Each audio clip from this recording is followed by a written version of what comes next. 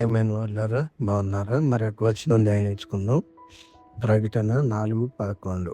ప్రభువా మా దేవ, నీవు సమస్తమును సృష్టించితివి, నీ చిత్తమును బట్టి అవి ఉండెను, దానిని బట్టి సృష్టింపబడెను గనుక నీవే మహిమ ఘనత ప్రభావములు పొందనర్హుడు అని చెప్పుచు తమ కిరీటములను ఆ సింహాసనం ఎదుట వేసిరి. ఆరాధన.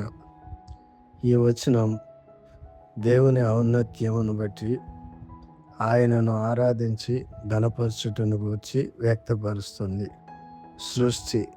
సృష్టికర్త అయిన దేవుని పాత్రను స్పష్టంగా తెలియజేస్తుంది.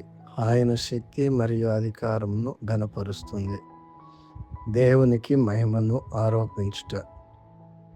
దేవుని సార్వభౌమత్వమును గుర్తెరిగి ఆయనకు మహిమ ఘనత ప్రభావములను చెల్లించుటకు మనం ప్రోత్సహింపబడుతున్నాం. దేవుని సార్వభౌమత్వమును గుర్తెరుగుట.